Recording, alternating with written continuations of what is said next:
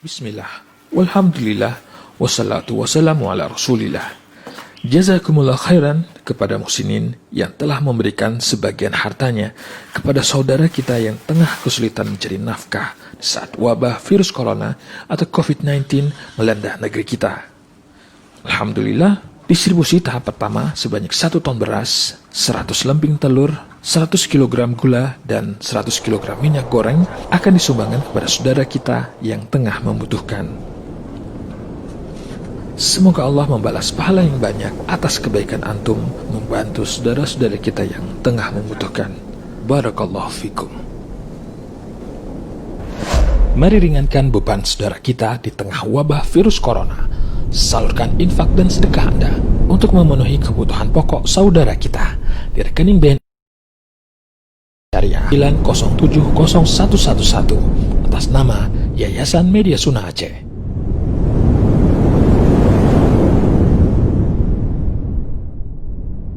Bismillah, walhamdulillah, wassalatu wassalamu ala rasulillah.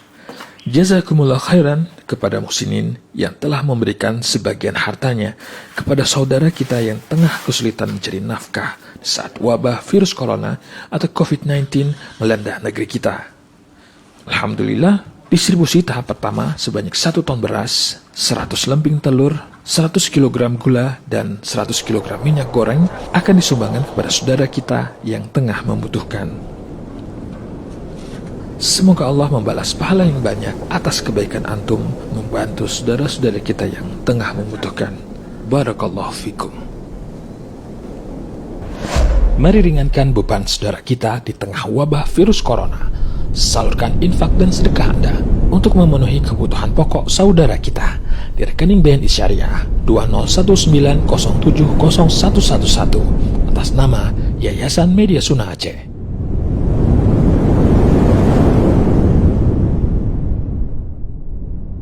Bismillah, walhamdulillah, wassalatu wassalamu ala rasulillah. Jazakumullah khairan kepada muhsinin yang telah memberikan sebagian hartanya kepada saudara kita yang tengah kesulitan mencari nafkah saat wabah virus. Bismillah, walhamdulillah, wassalatu wassalamu ala rasulillah. Jazakumullah khairan kepada muhsinin yang telah memberikan sebagian hartanya kepada saudara kita yang tengah kesulitan mencari nafkah saat wabah virus corona atau COVID-19 melanda negeri kita. Alhamdulillah, distribusi tahap pertama sebanyak 1 ton beras, 100 lemping telur, 100 kg gula, dan 100 kg minyak goreng akan disumbangkan kepada saudara kita yang tengah membutuhkan. Semoga Allah membalas pahala yang banyak atas kebaikan antum membantu saudara-saudara kita yang tengah membutuhkan. Barakallahu fikum. Mari ringankan beban saudara kita di tengah wabah virus corona. Salurkan infak dan sedekah Anda untuk memenuhi kebutuhan pokok saudara kita di rekening BNI Syariah 20190701111 atas nama Yayasan Media Sunnah Aceh.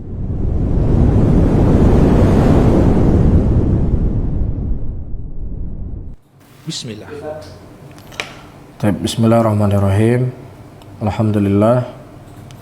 Wassalatu wassalamu ala rasulillah Muhammadin wa ala alihi wa ashabihi wa man tabi'ahum bi ihsanin ila yaumiddin.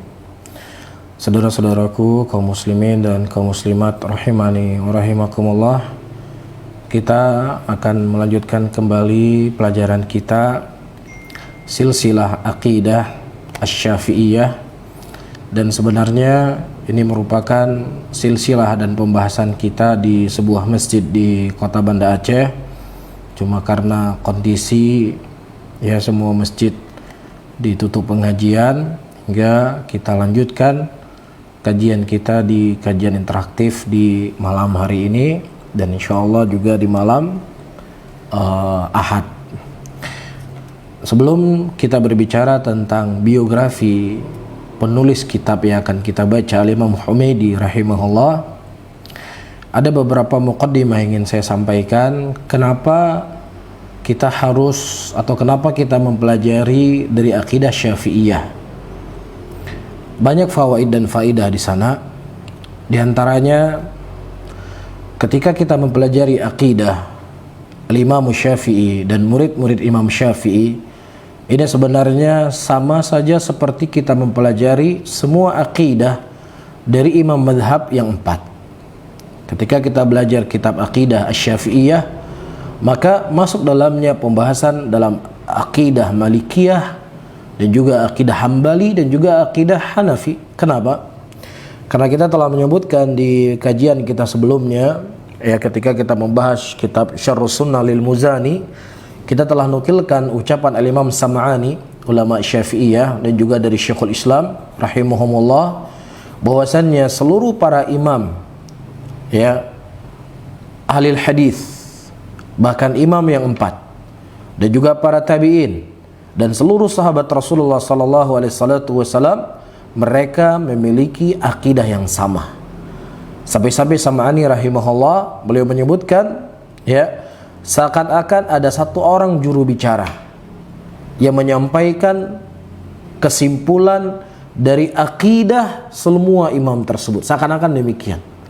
Padahal mereka berada di tempat yang berjauhan, dari negeri yang berbeda-beda, dan juga dari zaman yang berbeda-beda.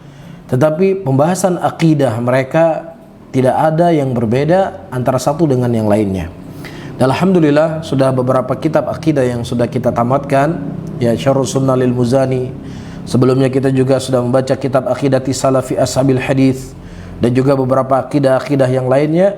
Dari semua pembahasan akidah, dalam pembahasan aqaid, maka kita tidak mendapatkan perselisihan yang terjadi di antara imam-imam tersebut.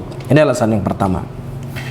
Alasan yang kedua, untuk, ya, meluruskan tuhmah atau tuduhan dari sebagian orang yang seakan-akan orang-orang yang mereka berjalan di atas sunnah, yang berusaha untuk memperbaiki dirinya, ya, mendekatkan kepada Allah Subhanahu wa taala dari apa yang dia pelajari dari sunnah Rasulullah sallallahu alaihi wasallam, dianggap membawa akidah yang baru, dianggap membawa akidah yang menyimpang, dianggap membawa akidah yang tidak pernah dikenal oleh para imam-imam terdahulu. Sehingga sebagai bentuk jawaban dari tuhmah tersebut, ya, kitab yang kita baca adalah kitabnya para imam, ya, bahkan dari murid-murid al-Imam Asy-Syafi'i rahimahullah. Ini alasan yang kedua. Adapun alasan yang ketiga, saudara-saudaraku kaum muslimin dan kaum muslimat rahimani wa rahimakumullah, kita ketahui mayoritas masyarakat Indonesia mereka bermadhab dengan madhab Syafi'i. Nah, supaya kita lebih mudah untuk menyampaikan dakwah ini kepada mereka, ya, dan juga untuk lebih mudah untuk meluruskan akidah-akidah yang ada di tengah-tengah muslimin, dengan kita membawa ucapan ulama-ulama Syafi'iyah, dengan kita membawa ucapan-ucapan murid-murid al-Imam Syafi'i rahimahullah, maka orang-orang yang mereka menginginkan kebaikan, orang-orang yang mereka ingin mencari kebenaran, maka insya Allah akan terbuka kepada mereka, ternyata akidah Imam Syafi'i adalah seperti ini, dan seperti ini, tidak seperti apa yang diyakini oleh sebagian muslimin hari ini. Dan yang keempat, juga sebagai bentuk bara'ah atau sebagai bentuk penisbahan kepada sesuatu kepada Imam Syafi'i rahimahullah, yang mana Imam Syafi'i rahimahullah berlepas diri dari itu semuanya. Dan ini disebutkan oleh Syekh Muhammad At-Tamimi rahimahullah dalam kitab Masailul Jahiliyah. Sudah menjadi kebiasaan orang-orang jahiliyah, mereka suka mendompleng nama-nama besar para ulama, mendompleng nama-nama besar para imam, ya, memakai nama-nama para nabi dan rasul untuk menutupi kekeliruan dan kesalahan mereka. Allah Subhanahu wa taala menyebutkan prinsip ini di dalam Al-Qur'anul Karim, ya, ketika orang-orang Yahudi mereka berkata, Ibrahim, kami adalah pengikut Nabi Ibrahim. Ketika orang-orang Nasara berkata, kami adalah pengikut Nabi Ibrahim, Allah bantah tuduhan mereka. Maka na Ibrahimu Yahudiyya wala Nasraniyya walakin kana hanifan muslima. Tidaklah Ibrahim itu seorang Yahudi dan tidak pula seorang Nasrani, tetapi Ibrahim itu adalah seorang Muslim. orang yang bertauhid kepada Allah, orang yang memiliki akidah yang benar. Nah, orang-orang Yahudi yang mereka meyakini Uzair sebagai anaknya Allah, dia mengatakan kami adalah pengikut Nabi Ibrahim. Orang Nasrani mereka berkata bahwasanya Isa ibnu Maryam adalah sebagai anaknya Allah, mereka mengatakan kami adalah pengikut Nabi Ibrahim. Sehingga Allah bantah, kalian bukan pengikut Nabi Ibrahim, dan kalian juga wahai Nasara bukan pengikut Nabi Ibrahim. Nabi Ibrahim tidak punya akidah seperti akidah kalian. Nabi Ibrahim tidak punya jalan seperti jalan kalian. Ya, sehingga ada orang-orang yang mereka menisbatkan sesuatu kepada Imam Syafi'i atau menisbatkan sesuatu kepada imam-imam yang lainnya, ya, padahal imam-imam tersebut tidak pernah berkeyakinan dengan keyakinan tersebut. Ya, ini diantara faidah-faidah atau alasan kenapa kita membaca silsilah dari aqidah Syafi'iyah dari murid-murid al-Imam Asy-Syafi'i rahimahullahu taala. Dan sebenarnya terjemah al-Imam Al-Humaidi itu sudah pernah kita baca, qadarullah masyafa'al. Seingat saya adalah kajian perdana kita membahas kitab Syarhus Sunnah, Ushulus Sunnah miliknya Imam Humaidi rahimahullah. Kemudian kita libur, tapi tidak ada masalah. Untuk saya mau membaca ulang agar kita lebih mengenal siapa Al-Imam Al-Humaidi rahimahullahu ta'ala. Al-Imam Humaidi, beliau bernama Abdullah ibnu Zubair ibnu Isa ibnu Ubaidillah ibnu Usamah Abu Bakar Al-Quraisy Al-Asadi Al-Humaidi Al-Makki. Ya, beliau wafat pada tahun 209 Hijriah dan beliau dilakabi sebagai Syekhul Haram. Syekhnya Haram, kota Haram, itu kota Mekah. Wa sahibul Musnad, dan diantara kitab yang paling terkenal yang dikarang oleh Al-Imam Humaidi rahimahullah adalah kitab Al-Musnad. Adapun guru-guru beliau telah mengambil hadis dari Fudail ibnu Iyad dan juga dari Sufyan ibnu Uyainah dan juga dari Al-Imam Waqi', dan juga beliau mengambil ilmu dari Al-Imam Asy-Syafi'i rahimahullah dan selain dari mereka. Adapun murid-murid beliau, di antara murid-murid Al-Imam Al-Humaidi rahimahullah adalah Al-Imam Al-Bukhari. Iya, kita ketahui bersama Al-Imam Bukhari rahimahullah adalah ulama yang paling berhati-hati memasukkan seseorang ke dalam sahih beliau untuk diambil hadisnya. Bahkan sekali Hamad bin Salamah, kita tahu Hamad bin Salamah adalah imam dari imati ahli sunnah.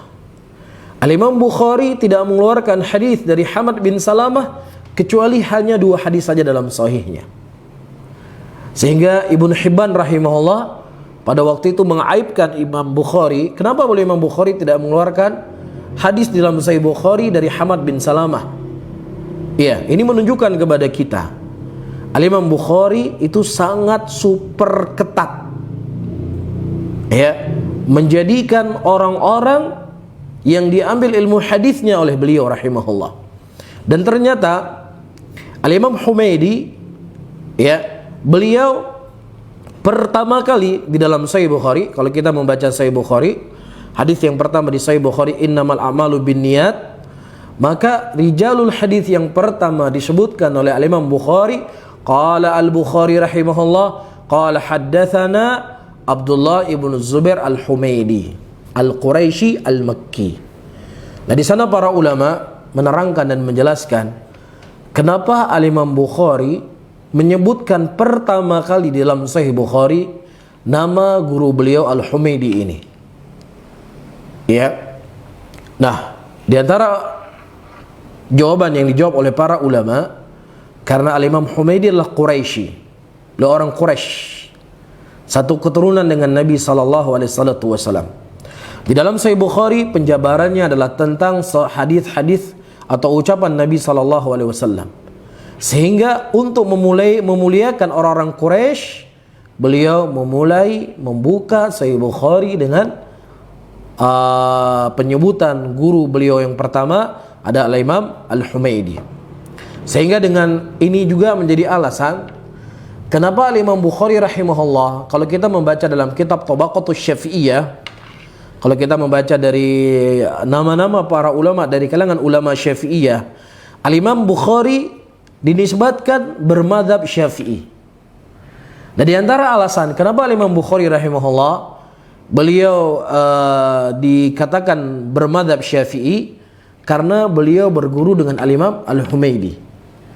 Dan Imam Humaidi adalah gurunya Imam Humaidi adalah muridnya Imam Bukhari rahimahullah. Maksudnya Imam Humaidi adalah muridnya Imam Syafi'i. Inilah alasan sebagian ulama Syafi'iyah kenapa Imam Bukhari rahimahullah dikatakan bermadzhab Asy-Syafi'i.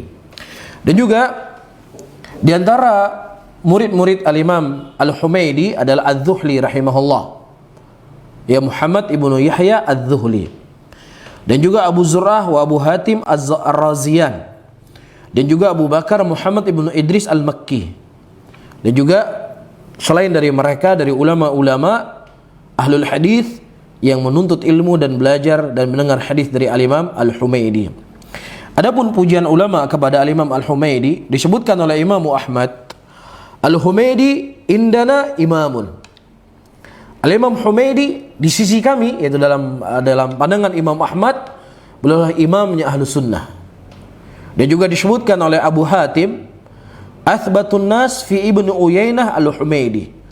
Orang yang paling kokoh hadis di sisi Ibnu Uyainah adalah Al-Imam Al-Humaidi.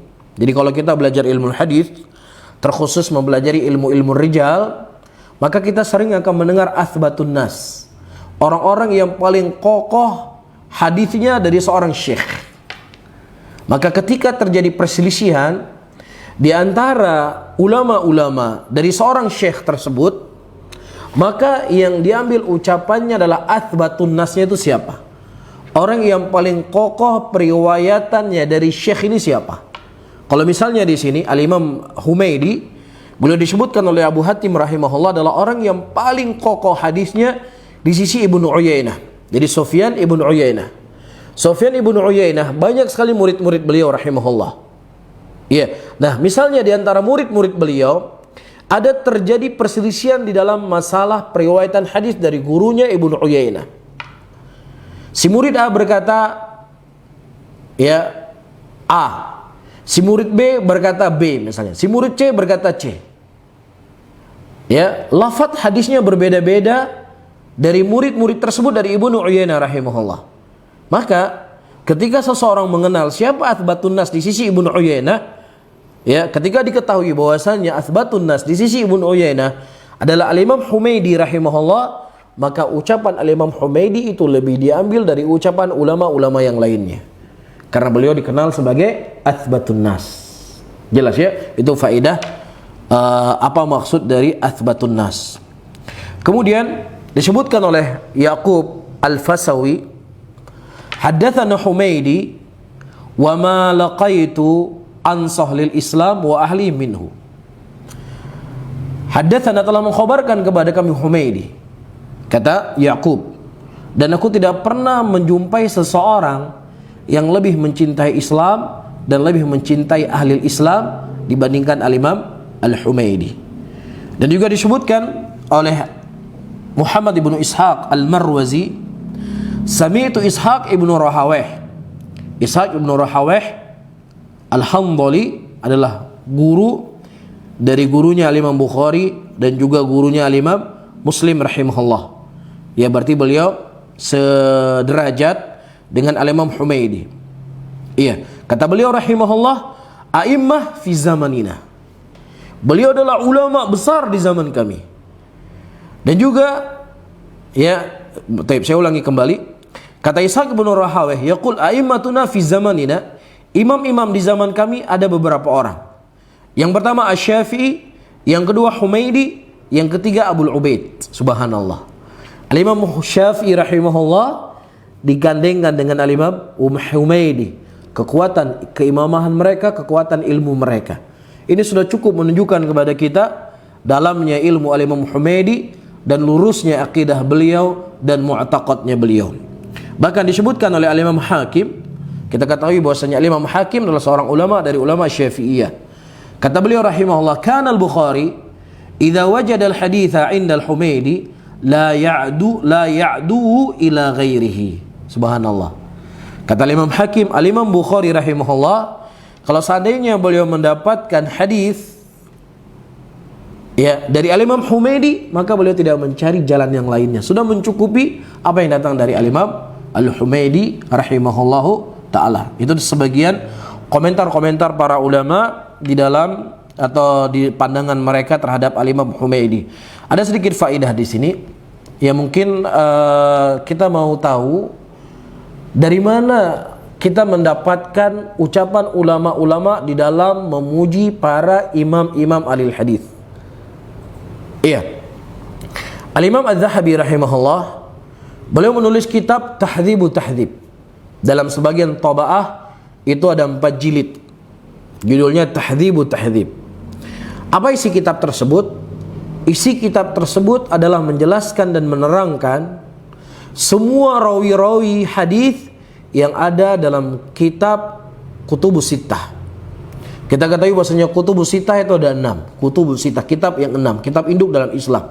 Sahih Bukhari, Sahih Muslim, Sunan Abu Daud, Sunan Tirmidzi, Sunan Ibnu Majah, Sunan An-Nasa'i.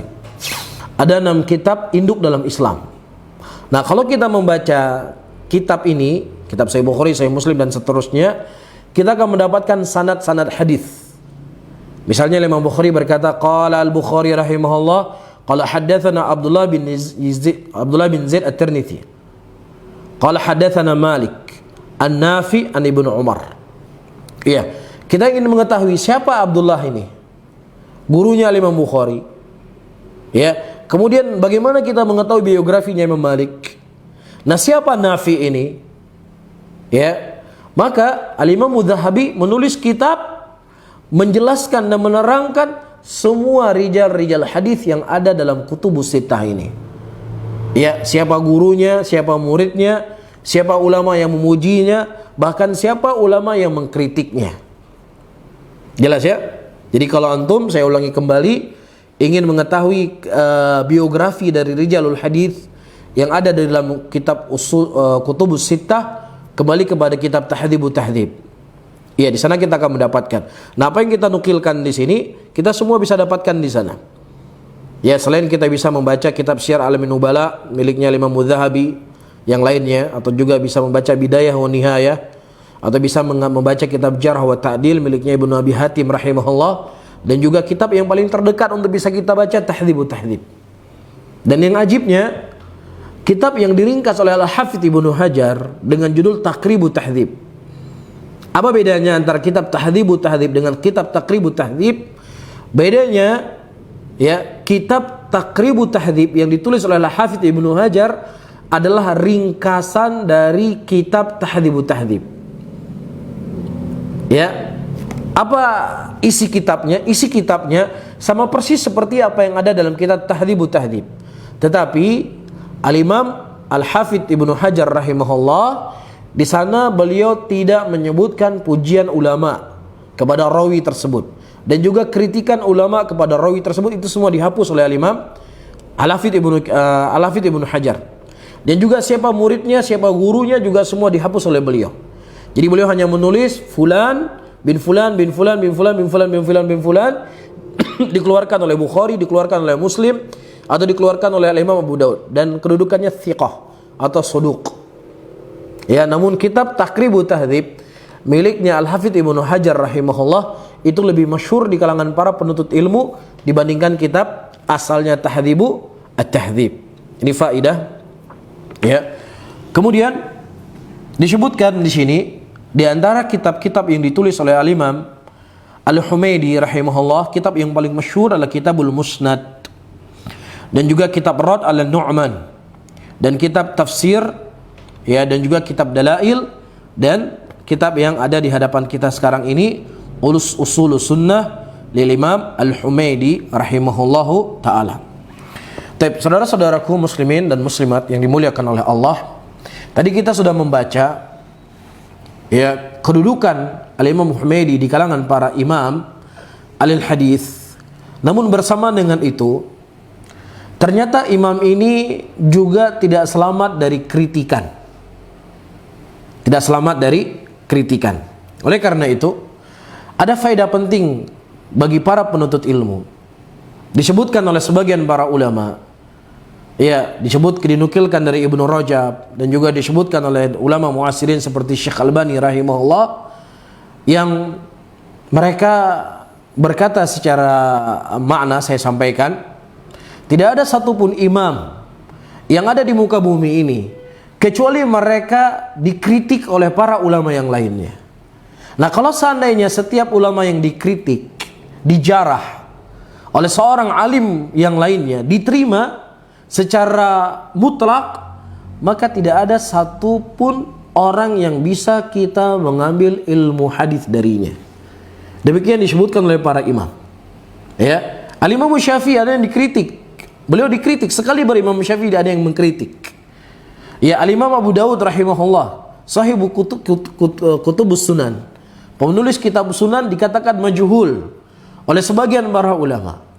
Jadi hal-hal yang seperti ini adalah maklum di kalangan para ulama hadis. Sehingga bagaimana seorang penuntut ilmu memahami masalah-masalah seperti ini dengan pemahaman yang bijak. Ya, tidak semua orang yang dijarah, dikritik itu berarti dia keluar daripada ahlus sunnah. Tidak semua orang yang dikritik berarti dia itu ya keluar, tidak boleh diambil ilmunya. Ya, ini sesuatu yang biasa. Kecuali orang yang memang telah menyimpang dari akidah ahlus sunnah, yang kemudian dia tetap dengan keyakinan akidah yang sesat tersebut, bahkan dia membelanya, ini lain permasalahan. Namun kalau kita mendapatkan seorang alim dari ulama, pasti kita akan mendapatkan kesalahan dari alim dan ulama tersebut. Ya, Syekh Albani rahimahullah pernah menyebutkan kisah Hatib ibnu Abi Balta'ah, dan kisah ini cukup sering saya sampaikan dan mungkin saya ulang-ulang agar para penuntut ilmu tidak bingung ketika dia mendapatkan ada seseorang mengkritik fulan atau si alan dikritik oleh si alan, kemudian membuat dia bingung. Ya, Hatib bin Abi Balta'ah, seorang sahabat Rasulullah sallallahu alaihi wasallam. Bahkan dalam masalah-masalah besar para sahabat bermusyawarah dengannya. Ya, dan beliau ikut perang Badar. Hingga tiba suatu hari beliau mengirim surat ke saudaranya di Mekah dan mengkhabarkan bahwasannya Rasulullah sallallahu alaihi wasallam akan menyerang kota Mekah. Kemudian turun wahyu dan Rasulullah memerintahkan kepada Ali bin Abi Thalib untuk mengambil surat dari seorang wanita. Kemudian diambil surat tersebut oleh Ali bin Abi Thalib dan dinampakkan kepada Nabi sallallahu alaihi wasallam. Kemudian Umar bin Khattab ketika mendengar Hatib bin Abi Balta'ah mengirim surat dan informasikan Rasul akan menyerang kota Mekah, dan tentunya ini akan memberikan mudarat kepada Rasul dan para sahabat. Karena musyrikin tahu Rasul akan menyerang kota Mekah. Kemudian kata Umar bin Khattab radhiyallahu taala anhu, "Ya Rasulullah, apakah boleh kupenggal laki-laki munafik ini ya Rasulullah?" Namun kata Rasulullah sallallahu alaihi wasallam, "Ya, tidaklah kalian tahu bahwasanya orang ikut perang Badar itu mereka telah diampunkan dosanya oleh Allah Subhanahu wa taala." Kata Syekh Albani rahimahullah, sehebat apapun seseorang, semulia apapun seseorang, dia bisa salah dan dia bisa benar. Sehingga tidak dikenal dalam akidah ahli sunnati wal jamaah untuk menjadikan person orang tertentu diikuti semua ucapannya, kecuali hanya ucapan Nabi sallallahu alaihi wasallam. Oleh karena itu disebutkan oleh Al-Imam Syafi'i rahimahullah, "Wala na'lam ahadan minan nas." Aku tidak mengetahui seorang pun dari manusia yang terkumpul semua hadis Rasulullah sallallahu alaihi wasallam pada dirinya. Luar biasa. Kalau seandainya saya mengucapkan, tidak ada satupun orang yang saya mengetahui telah terkumpul hadis Nabi kepadanya. Ya, saya mengucapkan, orang bisa menolak. Karena berapa orang yang saya telah ketemui, berapa orang yang saya telah belajar ilmu darinya, berapa orang yang telah saya baca biografinya. Tetapi yang mengucapkan kalimat ini adalah Imam Syafi'i. Saya tidak pernah mengetahui ada seseorang yang terkumpul semua hadis Rasulullah pada dirinya. Tidak ada. Jadi maksud Imam Syafi'i, bisa saja seseorang itu mengetahui dan bisa saja terluput darinya ilmu. Bahkan disebutkan sekaliber Abu Bakar As-Siddiq radhiyallahu taala anhu terluput dari Abu Bakar As-Siddiq radhiyallahu taala anhu hukum waris al-jidd atau jiddah, hukum waris dari kakek atau dari nenek. Dan terluput hadis dari Umar bin Khattab radhiyallahu taala anhu tentang masalah isti'dzan. Tapi diketahui oleh Mughirah bin Syu'bah. Terluput dari Umar bin Khattab, yang Umar bin Khattab selalu bersama Rasulullah sallallahu alaihi wasallam. Tetapi ada yang terluput ilmu dari beliau. Nah, di sini mengajarkan kepada kita seseorang untuk tidak ta'assub kepada siapapun dari manusia, sehebat apapun dia, sesenior apapun dia, sebanyak apapun hafalannya, sefaqih apapun dia. Kalau dia bukan seorang nabi, kalau dia bukan seorang rasul, maka dia bisa salah, dia bisa benar. Bisa kita ambil ucapannya, bisa kita tolak ucapannya. Bukankah itu yang diajarkan oleh Imam Malik rahimahullah? Al-qul yuqbal wa yurad la sahibu hadzal qubur. Ucapannya bisa diterima dan bisa ditolak, ya kecuali pemilik kubur ini, itu kubur Nabi sallallahu alaihi wasallam. Oleh karena itu, wahai para penuntut ilmu, jangan sampai ya dulunya sebelum kita mengenal sunnah, ya seseorang mungkin dia fanatik kepada satu madhab tertentu, ya kemudian ketika dia mengenal sunnah, ternyata dia akan memilih mana pendapat yang paling kuat dari pendapat-pendapat para ulama. Ya nggak boleh kita fanatik kepada Imam Syafi'i misalkan, kemudian dia berpindah untuk fanatik kepada seorang syekh, ya berfanatik kepada seorang ustadz. Ini kan lucu. Kalau boleh kita mau fanatik, kalau kita boleh mau taklid, kalau kita boleh mau ikut semua ucapan, mendingan kita mengikuti ucapan Imam Syafi'i. Imam Syafi'i sudah jelas keimamahannya. Imam Syafi'i imamnya dunia. Beliau ulama salaf, orang yang sudah lurus akidahnya, sudah benar manhajnya, dan meninggal di atas akidah yang sahih. Kan begitu. Jadi ini adalah bentuk pembelajaran buat kita. Ya, seseorang itu bisa dikritik. Dan kritiknya bisa kita terima, bisa kita tidak terima kritiknya. Ya. Sebagaimana di sini Al-Imam Al-Humaydi rahimahullah ya dikritik oleh sebagian para ulama. Kita baca sebagai bentuk pembelajaran agar para penuntut ilmu terbiasa ketika ada seseorang ustadz mengkritik ustadz yang lainnya, atau ketika seorang ustadz membantah ustadz yang lainnya, nggak membuat kaget. Yang membuat bingung seakan-akan sudah terjadi kiamat. Ini menunjukkan kita menggantungkan agama kita kepada fulan. Ini menggantungkan agama kita kepada ustadz. Maka jangan pernah kita menggantungkan agama kita kepada siapapun. Kita gantungkan agama kita kepada apa yang datang dari Al-Quran, apa yang datang dari Sunnah. Maka bagaimana cara kita mengetahuinya? Belajarlah. Belajar kitab akidah, belajar kitab usul din. Dengannya akan memperkokoh, akan menguatkan kita di atas agama yang hak ini. Iya. Tapi saya baca karena waktu kita sangat sempit. Disebutkan oleh Habibur Rahman Al-Azma manassuhu. Beliau mengatakan, "Hadza wa lam ajid ma yanqim alaihi illa ma yuhki min shiddatihi ala fuqaha al-Iraq wa itlaq lisani fihim." Saya tidak mendapatkan kritikan-kritikan para ulama kepada Imam Humaydi kecuali apa yang dihikayatkan dari Imam Humaydi, kerasnya beliau kepada para fuqaha Irak dan tajamnya lisan beliau kepada mereka. Jelas ya? Jadi di antara muakhadzat atau kritikan yang para ulama mengkritik Imam Humaydi, sebagian para ulama mengkritik Imam Humaydi, beliau ini sangat keras lisannya kepada fuqaha Mekah, fuqaha Irak, dan lisannya sangat tajam. Iya. Walladzi la yumkin ayyaktam ana mantahi ilaina min syama'ilihi wasirati bi tarqit ruwah yanam an kaunihi la yamlik nafsu idza ghadab. Dan sesuatu yang tidak bisa tersembunyikan, kata beliau Al-Azami, Habibur Rahman Al-Azami, apa yang telah datang kepada kami dari kemuliaan-kemuliaan beliau, dari sirah-sirah beliau yang ternukilkan dari para ulama, namun bersama dengan itu beliau ini tidak bisa menahan dirinya kalau marah. Jadi kalau sudah marah, ya sudah akan keluar apa saja yang keluar dari kepala beliau. Seakan-akan demikian nih yang ingin digambarkan. Jelas ya? Ada orang terkadang subhanallah ya, ketika dia marah, disitulah akan kelihatan orang ini memang nggak bisa menahan lisannya, nggak bisa menahan lidahnya. Ya, namun nanti kita akan jawab, apakah benar Al-Imam Humaydi rahimahullah ya kritikan beliau itu sangat tajam lisannya, atau beliau adalah orang yang kalau seandainya marah tidak bisa mengontrol dirinya?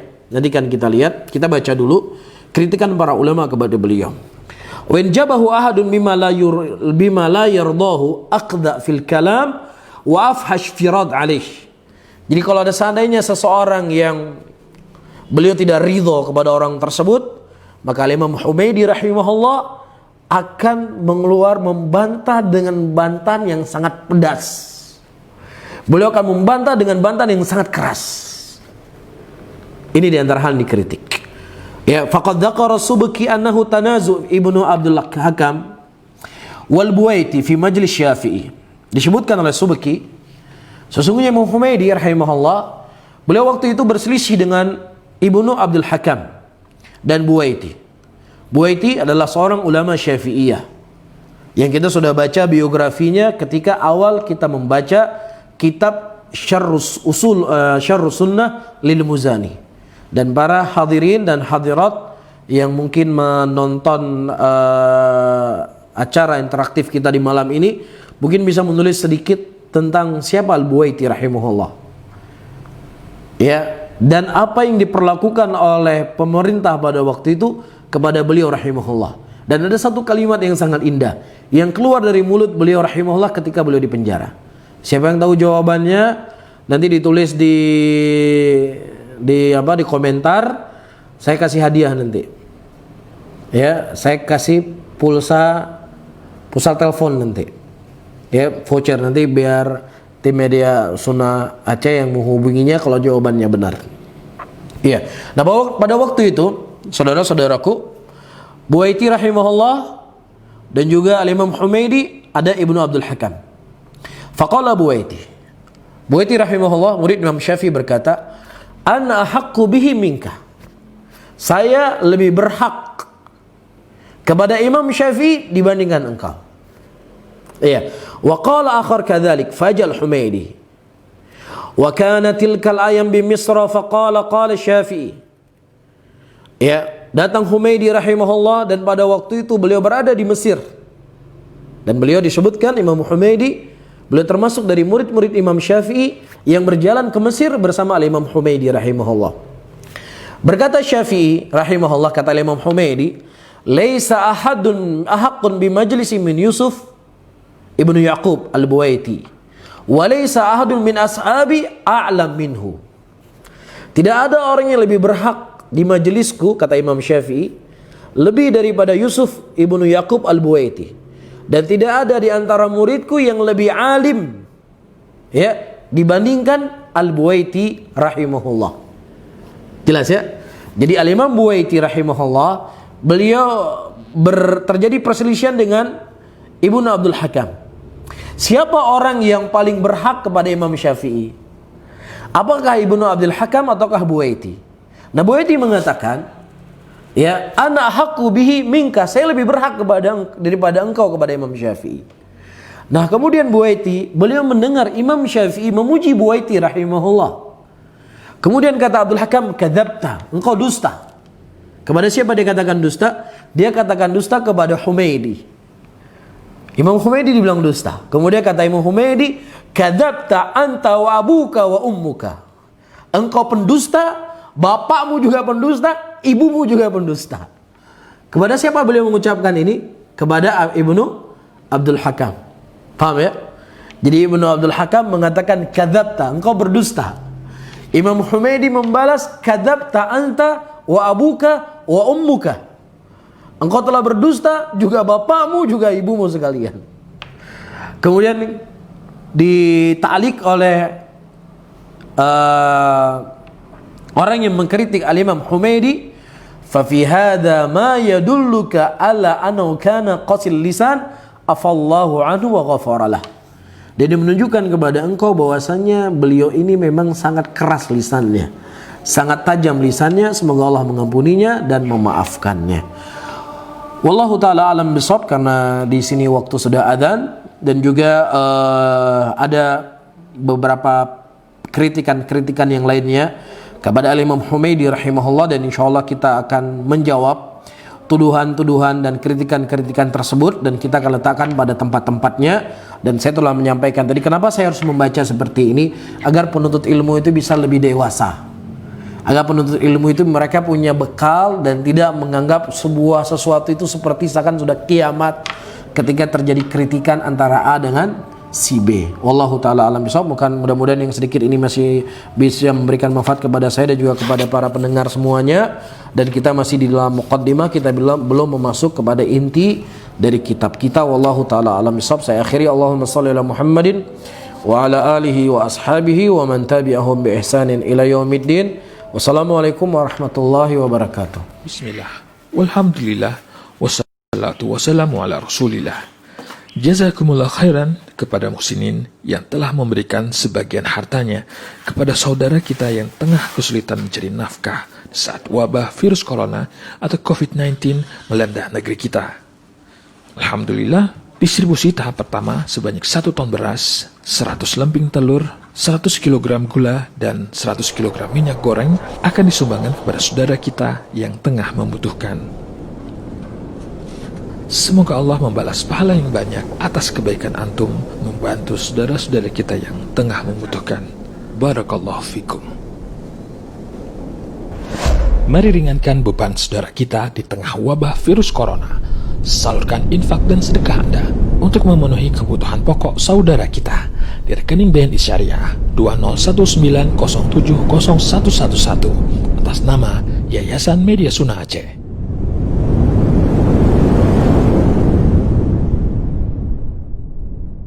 Bismillah.